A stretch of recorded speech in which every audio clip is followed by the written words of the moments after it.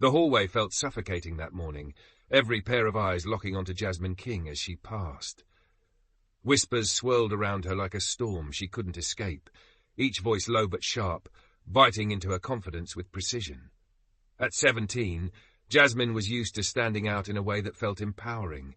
Her quick wit and academic brilliance had always earned her respect from peers and admiration from teachers. But now, her presence seemed to evoke nothing but hushed murmurs and judgmental glances.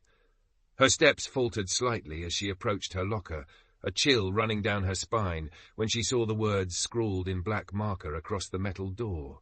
Slut. It was crude, ugly, and deliberate. Jasmine stood frozen for a moment, her fingers gripping the strap of her backpack so tightly it cut into her shoulder. The hallway noise seemed to fade into a dull hum, her pulse pounding in her ears. "Hey, Jazz!" a voice broke through, hesitant and soft. It was Mia, her best friend since kindergarten. Jasmine didn't turn to look at her. She couldn't. I didn't. Mia's voice faltered, unsure of what to say. "I didn't write that. You know that, right?" Jasmine finally glanced over, her dark eyes sharp with hurt and something colder, disappointment. "Does it matter?" she said quietly, her voice trembling despite her effort to sound steady. Without another word, she spun the combination on her lock and yanked the door open, hiding the defaced surface behind it. But the damage was already done. The rumors had started weeks ago, subtle at first, side eyes, whispered conversations that ceased the moment Jasmine walked into a room. She noticed it during lunch when a table of classmates abruptly got up as she sat down, their unease palpable. By the time the first anonymous note appeared, stuffed into her locker, pregnant at 17, pathetic. The whispers had turned into full-blown speculation. Jasmine's hands balled into fists every time she overheard it. "I heard it's someone from the football team. No, it's definitely one of her college tutors. She's always been too smart for her own good. It was bound to happen."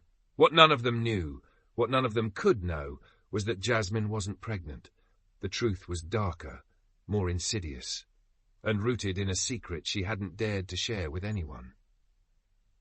It was during one of her last sessions with Mr. Callahan, the school's senior English teacher, that everything began to change. Jasmine had always admired him. He was one of the few teachers who didn't treat her like a charity case or a trophy to parade at school events. His praise for her essays on Toni Morrison and James Baldwin had been genuine, and he often encouraged her to apply her intellect to broader, more ambitious goals. "You're going places, Jasmine," he'd said more than once, his blue eyes warm behind his wire-rimmed glasses. But then the warmth turned into something else, something that made her skin crawl. It started innocently enough, compliments that lingered a second too long. "You're really growing into a beautiful young woman," he remarked one afternoon as she stayed behind after class to go over her application essay for Howard University. She'd smiled politely, brushing it off. But the following week, his hand grazed her shoulder when he leaned over her desk, and she noticed the way his gaze would drop to places it shouldn't. One day, as the classroom emptied out after the bell, he closed the door. The sound of the lock clicking sent a shiver through her body. Jasmine stopped going to his class after that day. She told her parents it was because she wanted to focus on her math and science courses instead, subjects she claimed would be more important for her future. But the truth was she couldn't bear to face him. His voice, his presence, it made her feel dirty, like she was complicit in something she couldn't even name. She thought avoiding him would solve the problem. She was wrong. The guidance counselor, Mrs. Carter, was the first to notice Jasmine's withdrawal. Normally outspoken and engaged, Jasmine had become quiet, withdrawn, her head down in the back of the class, her once pristine grades beginning to slip. Mrs. Carter called her into her office one afternoon, her tone soft but insistent. "Jasmine, is there something going on that you want to talk about? Anything at all?" For a moment, Jasmine considered telling her. But the weight of what she'd experienced, the shame, the fear that no one would believe her, kept her silent. She shook her head. "I'm fine," she mumbled, forcing a smile. "Just stressed about college stuff." But Mrs. Carter wasn't convinced. The next day, she began discreetly asking Jasmine's teachers and classmates if they'd noticed anything unusual. That's when she overheard two students in the hallway, their conversation quiet but damning. "Callahan's screwed. You think she's going to report him?" "Nah, she's probably too scared, or maybe she liked it. Who knows?" Mrs. Carter's stomach turned. The rumours about Jasmine's supposed pregnancy reached their peak when Callahan was suddenly placed on administrative leave. The school hadn't released any details, but speculation ran rampant. Jasmine's name was on everyone's lips, her reputation shredded beyond repair. She began skipping classes entirely, her parents growing more and more concerned with each passing day. "Jasmine, talk to us." Her mother pleaded one night, her voice cracking. "We can't help you if you don't tell us what's wrong." But Jasmine just shook her head, tears streaming silently down her face. Mrs. Carter finally confronted her a week later, finding her curled up on a bench behind the gym, her face buried in her hands. "Jasmine," she said gently, sitting down beside her, "you don't have to go through this alone. Whatever happened, it's not your fault." Jasmine looked up at her, her eyes red and hollow. For the first time in weeks, she spoke the truth.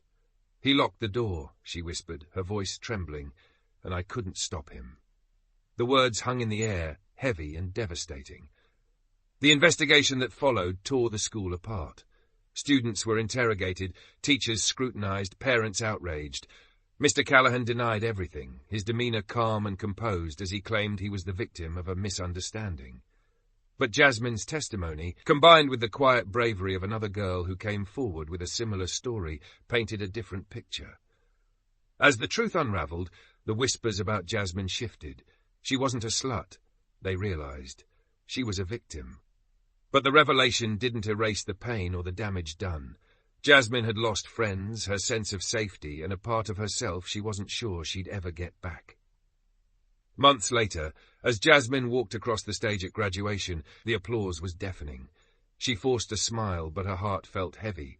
She'd survived, yes, she'd fought back, but the scars remained, invisible to everyone but her. When she looked out into the crowd, she caught Mrs. Carter's eye. The counselor nodded, her expression filled with quiet pride and unspoken understanding. Jasmine held on to that as she moved forward, determined to rebuild what had been taken from her, piece by fragile piece. The world hadn't broken her, not completely, and that was a victory in itself.